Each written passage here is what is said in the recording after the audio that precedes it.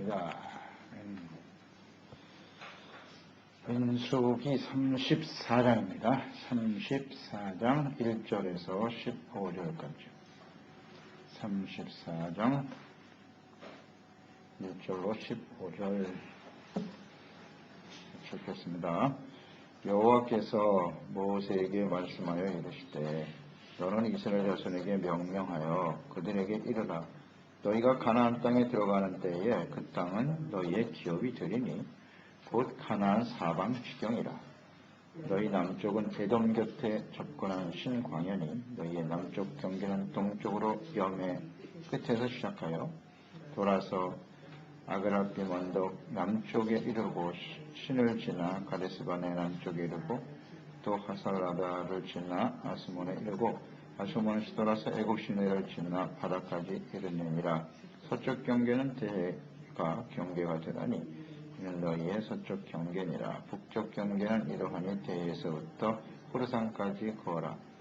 호르산에서 그어 하맛 어기에 이르러 스닷에 이르고 그 경계가 또 시브론을 지나 하살 에난에 이르나니 이는 너희의 북쪽 경계니라. 너희 동쪽 경계는 하살 에난에서 그어 스밤에 이르고 그 경계가 또 스밤에서 리블라로 내려가서 아인 동쪽에 이르고 또 내려가서 긴네렛 동쪽 해변에 이르고 그 경계가 또 요단으로 내려가서 염해에 이르나니 너희의 땅의 사방 경계가 이러하니라. 모세가 이스라엘 자손에게 명령하여 이르되 이는 너희가 제비 뽑아 받을 땅이라. 여호와께서 이것을 9지파 반쪽에게 주라고 명령하셨나니 이는 루벤 자손의 지파와 갓 자손의 지파가 함께 그들의 조상의 가문에 따라 그들의 기업을 받을 것이며 므낫세 반쪽도 기업을 받았음이니라. 이 두 지파와 그 반 지파는 여리고 맞은편 요단 건너편 곧 해돋는 쪽에서 그들의 기업을 받으리라. 아멘. 하나님과 그 말씀 안에서 살아가라. 가나안 입성을 앞둔 이스라엘, 그들은 아직 요단을 건너지 않은 상태고요. 정복전쟁을 시작하지도 않은 상태이지만 하나님께서는 이제 그들이 가나안 땅에 곧 들어가게 될 것이라는 겁니다. 곧 들어가게 될 것이는데 그곳에 들어가서 얻을 땅이 너희의 기업이 될 것이다. 이렇게 말씀하시고 지경, 그 땅의 범위가 어떻게 될 것인가, 또 분배하는 방법, 이런 것들을 다시 한번 구체적으로 말씀해주고 계시네요. 가나안 정복은 하나님의 뜻이죠. 아브라함을 불러냈을 때부터 하나님이 가지고 계시는 뜻이고 하나님의 생각이고 하나님의 능력으로 이루어질 것임을 믿게 하는 거죠. 이 하나님 백성들에게 확신을 심어줘. 아직 가지도 않았는데 하나님이 지경까지도 정해놓으시고, 그러니까 하나님은 과거, 현재, 미래를 다 알고 계시는 하나님이시죠. 그러니까 하나님의 말씀을 잘 들으면 그 말씀 속에는 하나님의 뜻이 들어있고 하나님의 생각, 그것은 곧 하나님과 함께 살아가는 하나님의 백성들의 미래입니다. 미래. 앞으로의 삶이 어떻게 될 것인가. 과거에 아브라함에게 말씀하셨고 현재 말씀하셨던 그 하나님의 말씀이 우리 가운데 어떻게 진행되고 있으며 또 장차 하나님의 말씀 속에서 하나님의 백성들의 삶은 어떻게 이루어질 것인가. 하나님의 말씀이 주는 아주 큰 유익이에요. 그래서 우리는 하나님의 말씀을 보면 과거, 현재, 미래가 확 보이는 거예요. 그렇죠? 보이십니까? 그걸 볼 수 있어야 돼요. 미래에 대해서 궁금할 거 없다니까요. 하나님 말씀 보면 그 말씀 앞에서는 우리의 오늘의 모습을 보면 우리의 미래가 확 보이는 거예요.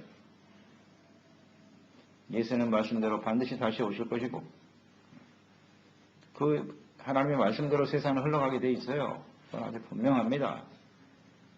부인할 수 없는 사실이죠.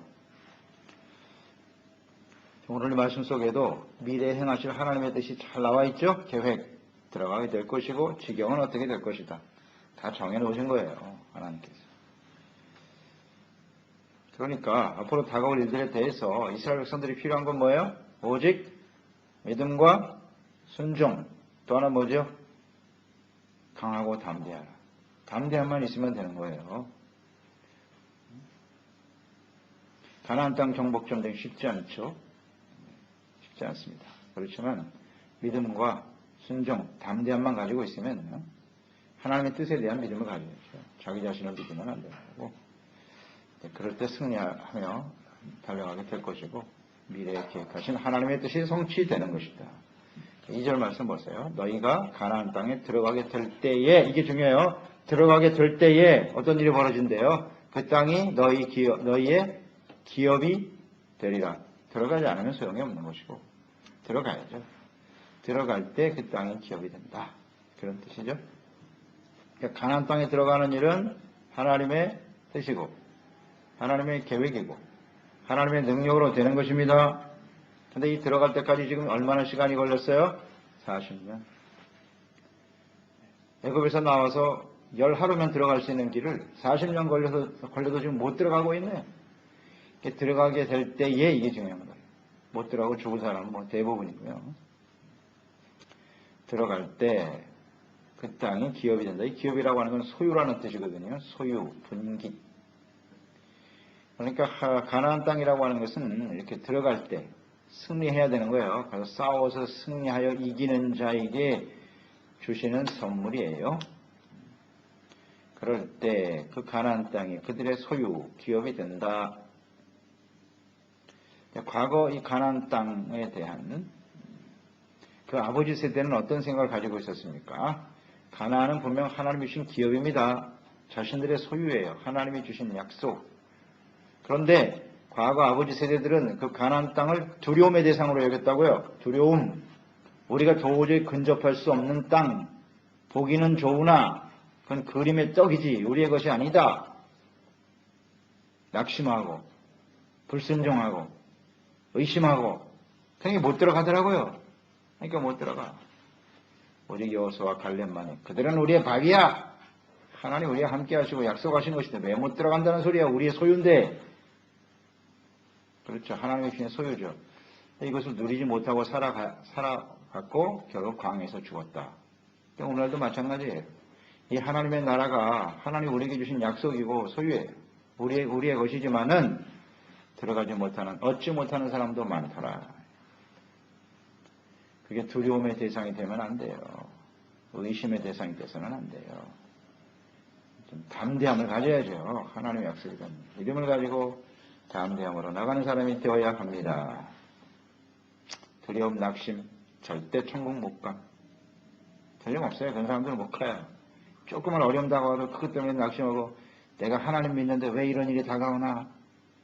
간이 콩을 그래야 되겠습니까? 하나님 믿는 사람들이, 전능하신 하나님을 믿는 사람들이 뭘 그렇게 조그만 일에 전전긍긍하고 뭐 그러면 안 돼요. 하나님 믿는 사람은요. 죽음도 초월한 사람들이 뭐가 무섭습니까? 병 하나만 들어도 그냥 발발발 떨고 말이지. 조그만 어려움이 다가와도 그냥 하나님이 계시니 안 계시니 안 돼요. 이런 모습을 가지고는 안 돼요. 하나님은 반드시 우리를 통해서 우리와 함께 하셔서 하나님의 나라와 뜻을 이루게 하실 것입니다. 이 땅에서도 하나님의 영광을 나타내고 하나님의 나라에 반드시 들어가야죠. 그러니까 좀 담대해야 돼요. 하나님 믿는 사람은 담대해야 돼요. 믿음을 가지고 이렇게 살아가야지. 하나님께서 이 하나님 백성들이 그 상태를 너무나 잘 아시거든요. 그러니까 다시 한번 이렇게 들어가기 전에 강조하시는 거예요. 너희가 들어가게 될 거고 하나님 지경은 이렇게 될 거야. 그리고 너희의 소유, 너희의 기업이 될 것이다. 너희 것으로 만들어야지. 그래서 저는 소유라고 하는, 기업이라고 하는 단어를 이렇게 묵상하면서 이게 하나님께서 우리의 소유가 되게 하신다는 것이구나. 그러면서 마태복음 5장에 나와 있는 팔복이 떠올랐어요. 심령이 가난한 자는 복이 있나니 천국이 저희 것임이요. 소유거든요. 천국이 저희 소유가 된다는 거예요. 하나님의 가나안 땅은 하나님의 나라잖아요. 그 하나님의 나라를 소유로 받을 사람 어떤 사람? 심령이 가난한 사람이로구나. 겸손하게 하나님을 믿고 의지하는 사람이 결국 하나님의 다스리는 나라 속 하나님의 나라 그것을 기업으로 누리며 살게 되겠구나. 그리고 마지막 팔복의 마지막 부분은 뭐죠? 의를 위해서 핍박을 받는 자는 복이 있나니 천국이 저희 것입니다. 소유로 끝납니다. 복 있는 사람은 어떤 사람이냐? 하나님의 나라를 소유로 누리며 사는 사람, 하나님의 나라를 기업으로 받을 수 있는 사람, 이게 복이에요. 복 중에 복이죠. 그러려면 심령이 가난해야 된다. 애통하는 자가 되는 것이다. 온유한 자가 돼야 되고, 의에 줄이고 목마른 자가 돼야 되고, 긍휼히 여기고, 마음이 깨끗해야 되고, 화평케 하는 사람, 의를 위해서 핍박을 받는 사람이 돼야 된다. 그런 사람만이 천국의 기업이 되는 거예요. 그냥 아무렇게나 해서 들어가는 게 아닙니다. 잘 알아야 돼요. 뭐 구원받지 못한 사람은 이런 말씀 자체가 무슨 뜻인지도 모르겠죠. 이해도 안 되고. 우리는 구원받은 하나님의 자녀가 돼요. 이런 말씀을 듣고 이런 약속을 받으며 살아갈 수 있다는 건 얼마나 귀한 일입니까? 자, 3절로 12절까지 내용 보세요. 하나님이 약속하신 가나안 땅의 경계를 아주 구체적으로 정해놓으셨어요. 동서남북의 경계를 정해놓으셨더라. 하나님의 백성들은 가나안 땅에 들어가서 하나님이 정해주신 테두리 안에서 살아가야 돼요. 더 욕심 부리면 안 됩니다. 주여 이왕이면 땅을 좀 더 주시죠. 너 여기까지. 욕심 부려서 되는 게 아니에요. 하나님이 정해놓으신 데 안에서 살아야 돼요. 그게 하나님의 뜻이에요. 하나님의 나라의 백성들은 얼마나 많은 것을 소유하고 얼마나 많이 넓은 땅을 가지느냐, 이게 중요한 게 아니고 하나님이 정해놓으신 범주 안에서 만족해야 되고 감사하고 하나님의 나라의 거룩한 백성답게 살아가는 것이 더 중요한 것입니다. 소유에 관심이 많잖아요. 우리들은 하나님 이왕 주실 것 같으면 땅을 좀 넓게 주시죠. 여기까지야. 여기까지. 하나님의 말씀 안에서 하나님이 정해주신 범주 안에서 살아가는 건 대단히 중요합니다. 우린 그렇게 살고 있나요? 아직도 욕심에 이끌려 산다면 그 사람은 하나님의 백성이 아니에요. 아무리 해봐야 소용없어요. 하나님이 우리 모든 사람들에게, 하나님의 백성들에게 정해놓으신 한계가 있다고요. 그 한계 안에서 사는 거예요. 사람이 다 그릇이 달라요. 어떤 사람은 큰 그릇이 있고 어떤 사람은 작은 그릇이 있어요. 다 똑같이 만드시지 않거든요. 거기에 대해서 그릇이 오만한데 하는 그릇을 가지고 욕심을 부리는 거예요. 그렇다고 되는 게 아니에요. 이 참 어려운 부분이죠. 어디까지가 하나님의 경계냐. 이걸 모르기 때문에 우리는 맨날 고민하고 갈등하며 사는 거예요. 그게 믿음인지 욕심인지도 모르고 그냥 사는 거예요. 죄야 미시점이다 하고 하는데 그게 아니야. 참 안타깝죠. 이 부분을 우리가 이렇게 정확하게 명확하게 하나님이 가르쳐 주신다고 하는 것은 그들에게 얼마나 큰 힘이 되는지 몰라요. 그렇지 않아요? 그 안에서만 살면 되니까 욕심인지 믿음인지 그냥 혼란스럽게 사는 인생보다는 넌 여기까지야. 얼마나 명쾌하고 분명합니까 인생이. 이걸 잘 우리가 이해를 못하고 사니까 피곤한 거예요. 되지도 않을 걸 그냥 있으면서 몸부림치고 사는 인생. 그게 이루어지면 교만해지고 그렇지 않으면 낙심하고 절망하고 맨날 뭔가 섭섭하고 말이죠.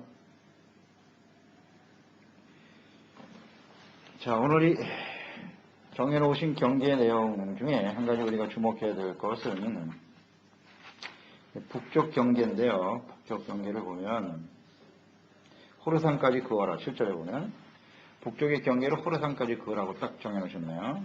근데 원래 하나님께서 가나안 땅을 약속하실 때 가나안 땅 약속하실 때가 누구에게 약속을 하신 거죠? 처음에는 누구에게 가나안 땅을 주시겠다고 그랬어요? 그것도 모르면 안 됩니다. 누구에게 약속하셨어요? 아브라함. 창세기에 이미 아브라함 불렀을 때 하나님 약속하신 거예요. 가나안 땅은요.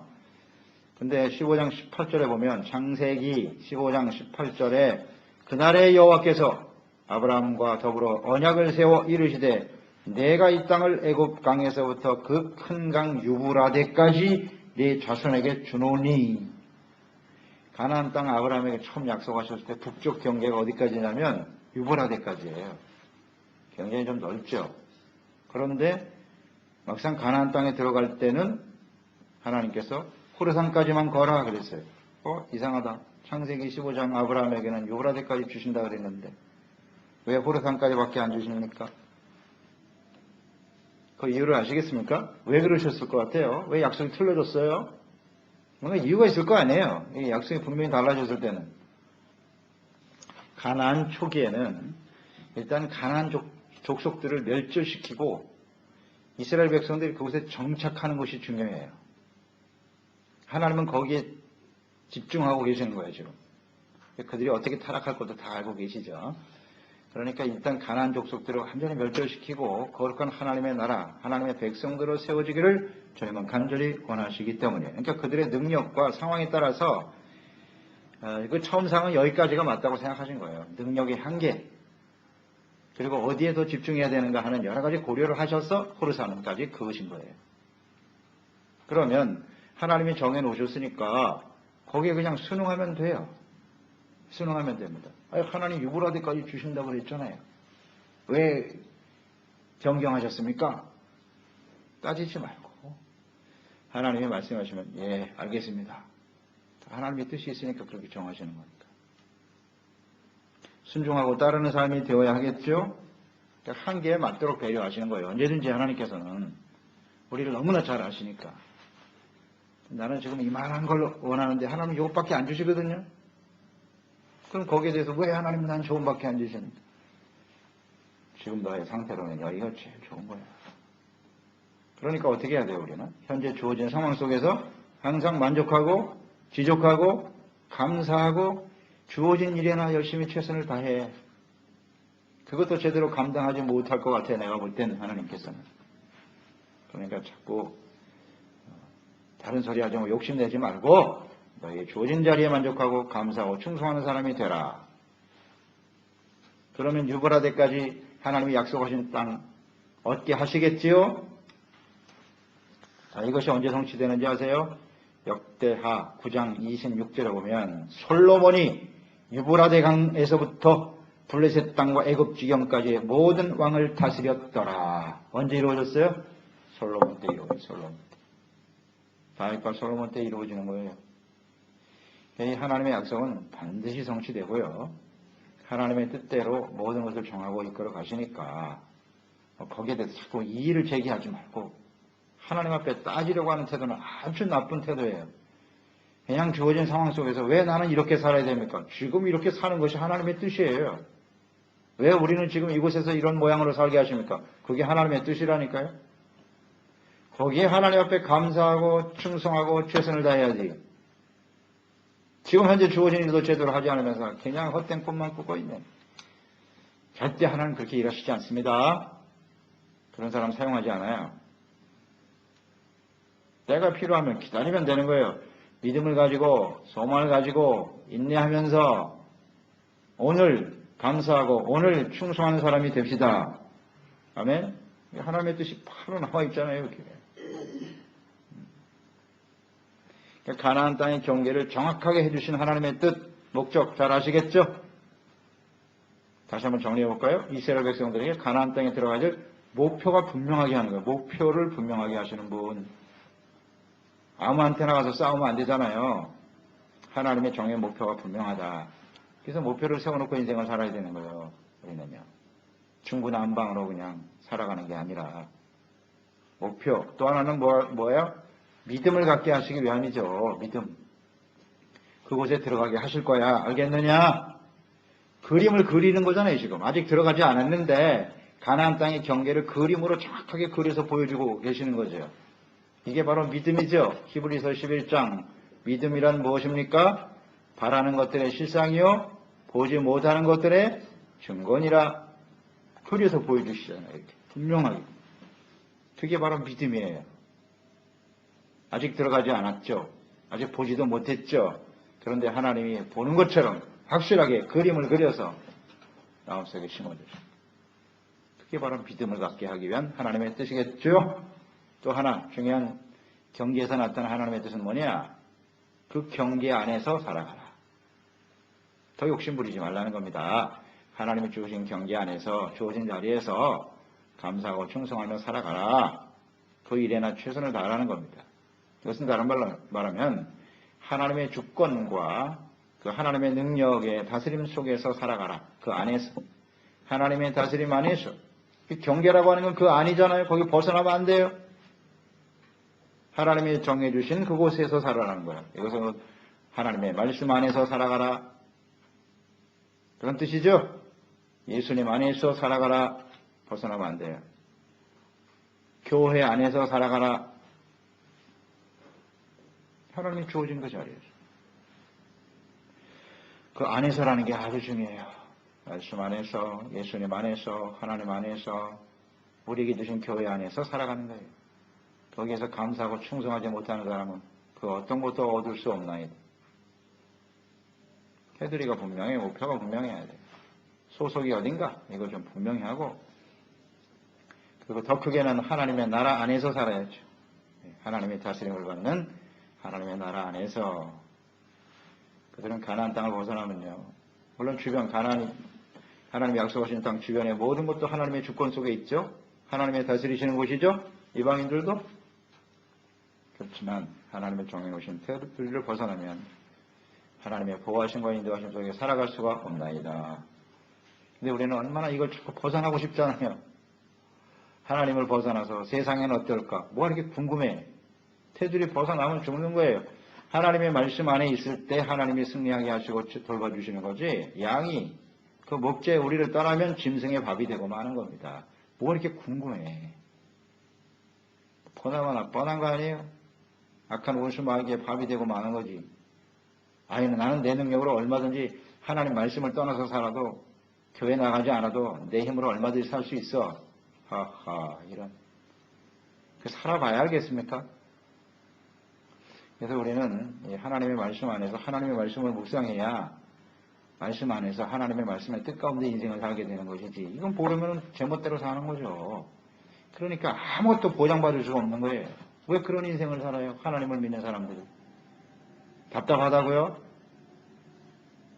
그게 행복이에요. 주님 안에서, 말씀 안에서 사는 게 행복이고 가장 확실한 인생입니다. 아멘. 젊었을 때야 자기 욕심을 가지고 그냥 이리저리 뛰쳐나가 보기도 하지만, 인생을 이만큼 살았으면 이제 알아야죠. 지혜가 있어요. 지혜가. 그래봐야 소용없다. 우리의 주어진 인생은 하나님의 정해 놓으신 테두리 안에서 주님의 뜻 가운데 살아가는 것이니 우리는 더욱더 이제는 하나님의 뜻에 집중해야죠. 말씀에 집중해야죠. 그래야 지혜로운 인생이 아니겠습니까? 이것을 우리가 살았으니까 이제 우린 가르쳐야 될 거 아니에요. 젊은 세대, 우리 자녀 세대. 자녀 세대들은 생각이 많거든요. 여러 가지 많은 것도 해보고 싶고, 가르쳐줘야 돼요. 우리가 하나님의 말씀과 뜻을 벗어나면 절대로 하나님과 함께 행복한 인생을 살 수 없단다. 그러니 하나님의 말씀을 주야로 묵상하고 그 말씀 안에서, 예수님 안에서 살아가는 것이 가장 지혜로운 인생이고 성공적인 인생이 되는 거야. 가르쳐야죠. 가르쳐야죠. 하나님의 나라에 이르는 그날까지 주님 안에서, 말씀 안에 승리하며 살아가는 저희들이 되어야 하겠습니다. 하나님 아버지, 오늘 이 경계 속에, 가나안 땅 경계 속에 나타난 하나님의 뜻이 무엇인지 잘 묵상되네요. 그렇습니다. 우리 인생은 내가 아무리 꿈꾸고 욕망을 품고 산다고 해서 되는 게 아니고요. 하나님의 자녀들은 하나님이 정해놓으신 하나님의 테두리 안에서 살게 되는 거예요. 그러니 하나님의 말씀에 귀를 기울여야 돼요. 하나님의 정하신 주님의 테두리를 절대 벗어나면 안 돼요. 말씀을 벗어나면 안 됩니다. 욕심으로 사는 인생이 되지 말자. 그 주어진 자리에서 하나님을 인정하고 하나님의 주권과 보호하심 속에서 살아갈 때 우리는 참된 행복이 있다는 것을 확신하고 만족하고 감사하고 적은 일에 최선을 다하고 충성하는 저희들이 되게 하여 주시옵소서. 헛된 꿈만 꾸고 망상을 꾸고 현재 주어진 일에 게으른 자가 되지 않게 도와주시옵시고, 하나님 앞에 최선을 다하게 하시고, 또 하나님의 보호하심 속에서 살아가는 인생, 이것이 가장 확실한 것입니다. 우리가 깨닫고 또 우리 사랑하는 모든 자녀 세대 후대들이 이처럼 말씀 안에, 성령 안에 하나님의 나라 안에서 살아갈 수 있도록 가르치고 인도하는, 또 삶의 본을 보이는 저희들이 되게 하여 주시옵시고, 언제나 담대한 믿음을 가지고 나가는 저희들이 되게 하여 주시옵소서. 예수님의 이름으로 기도드려옵나이다.